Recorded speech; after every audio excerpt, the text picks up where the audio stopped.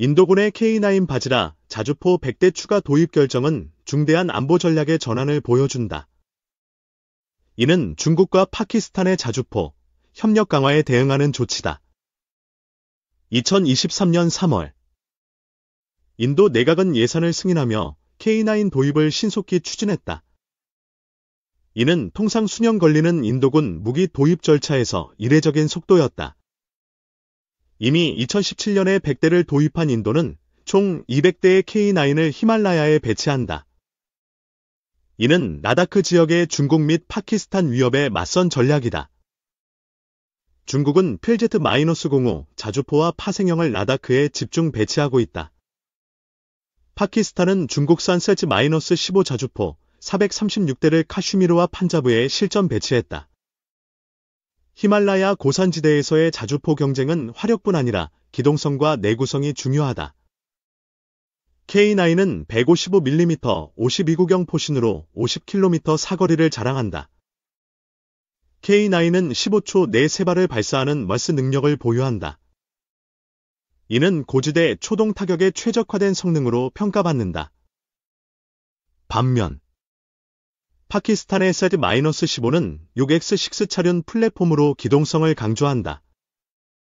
하지만 장기 작전 내구성과 데이터 검증에서 K9에 뒤진다.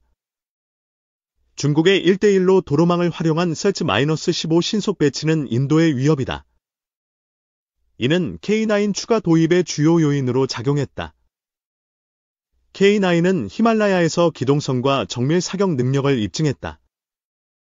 유압식 서스펜션으로 스페이드 없이 안정적인 사격이 가능하다.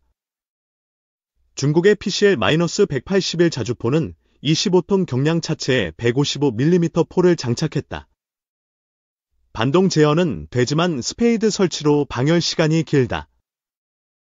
PCL-181은 사격 후 철수에 7에서 11분이 소요된다. 이는 실전에서 치명적인 약점으로 지적된다. 스페이드 설치는 평탄화 작업과 곡괭이, 전동 드릴을 요구한다. 고산지대에서 병사 체력 소모와 작전 지연이 불가피하다. K9은 정지 상태에서 30초, 기동 중 60초 내 초탄 발사가 가능하다.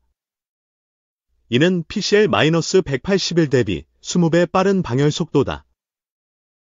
PCL-181은 자동 사격 통제 시스템, AFCS이 없어 수동 조작이 필요하다. 이는 포신 정렬과 다포 연동 사격의 정밀도를 떨어뜨린다. K9은 위치 추적 장치와 AFCS로 30초 내 사격 준비를 완료한다. 이는 실전 생존성과 임무 완수에 결정적이다. PCL-181은 13만 2천 줄의 소프트웨어를 탑재했지만 반자동 장전으로 포탄 운반이 체력을 소모한다. K9은 자동 장전 장치로 분당 6에서 8발을 3분 이상 지속 발사한다. 1990년대 실험에서 18발 연속 사격을 달성했다. 중국은 필Z-05의 반동 제어 실패로 PCL-181을 차선책으로 선택했다. 하지만 방열 시간과 기술적 한계가 명확하다. 중국의 육군 장비는 해군과 공군 예산 집중으로 대량 중심 전략에 의존한다. 이는 유압식 서스펜션 개발의 한계로 이어졌다. K9은 국산 유압식 서스펜션을 독자 개발했다. 이는 민수용 중장비 기술을 군용으로 전환한 결과다. 영국 에즈-90을 참고했으나 47톤 K9의 무게를 감당하기 위해 국산화에 착수했다. 수차례 설계 변경으로 완성됐다. 영국은 한국산 서스펜션의 우수성을 인정하며 역수입 사례를 만들었다. 이는 K9의 기술력을 세계에 알렸다. K9은 해발 5,000m 라다크에서 결함 없이 작동한다. 이는 인도군의 신뢰를 얻는 핵심 요인이었다. 중국 매체는 K9을 외산 부품 조합으로 비판했다. 하지만 사격 통제와 서스펜션은 국방과학연구소가 독자 개발했다. 독일 MTO 엔진은 스택스 국산화로 10% 성능 개선을 달성했다. 이는 터키 T-155 피르티나 수출로 이어졌다. 연평도 포격 당시 K9은 무력화 상태에서 수동 조작으로 반격했다.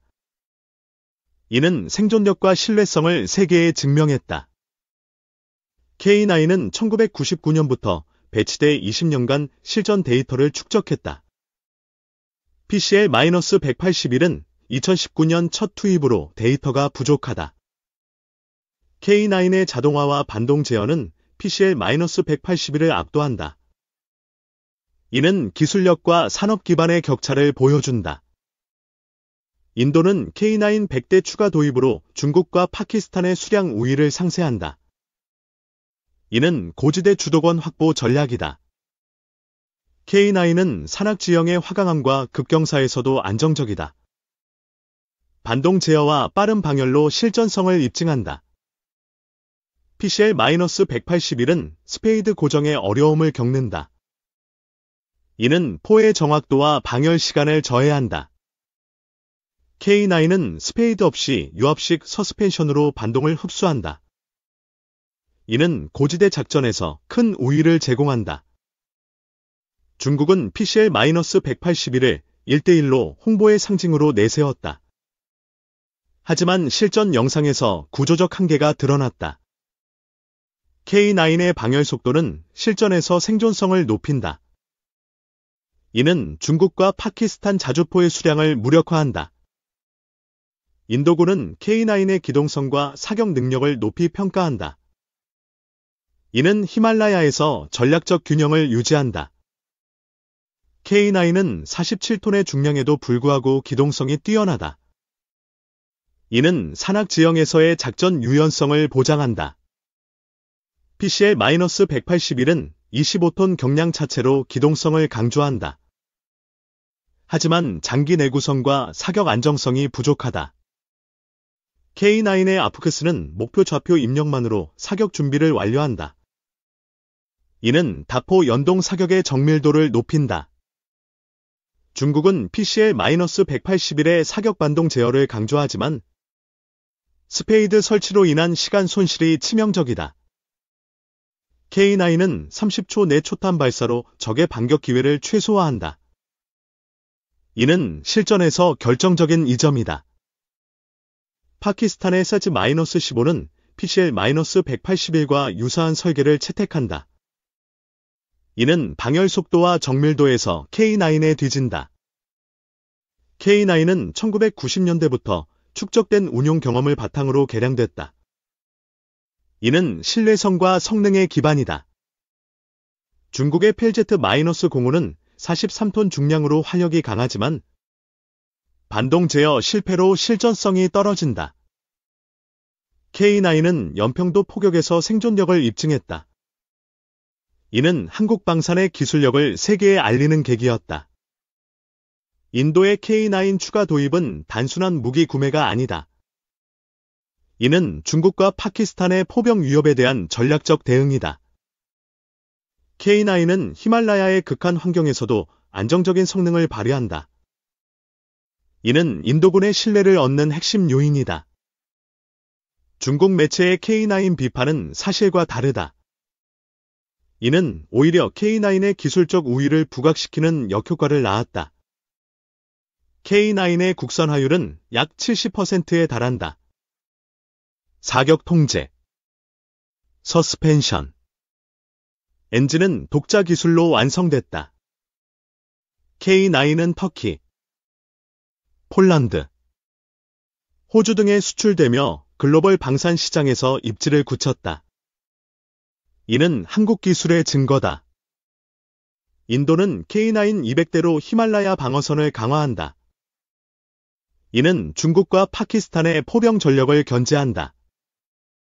K9의 자동 장전 시스템은 체력 소모를 줄인다. 이는 장기 작전에서 병사의 피로를 최소화한다. PCL-181은 수동 장전으로 포탄 운반이 어렵다. 이는 반복 사격에서 효율성을 떨어뜨린다. K9은 1990년대 18발 연속 사격 실험으로 자연 발화 테스트를 통과했다. 이는 내구성을 증명한다. 중국은 PCL-181을 통해 수량 중심 전략을 추구한다. 하지만 K9은 질 중심으로 우위를 점한다. K9의 유압식 서스펜션은 민수용 기술에서 시작됐다. 이는 군용으로 확장된 성공 사례다. 영국의 에즈-90은 K9의 설계 참고였지만 한국은 이를 뛰어넘는 기술을 개발했다. K9은 해발 5,000m 이상의 고지대에서 안정적으로 작동한다. 이는 중국 자주포와의 격차를 보여준다. 인도의 K9 도입은 신속성과 전략적 판단의 결과다. 이는 히말라야 주도권 경쟁에서 우위를 확보한다. K9은 글로벌 방산 시장에서 한국의 기술력을 대표한다. 이는 자주국방의 상징으로 자리 잡았다.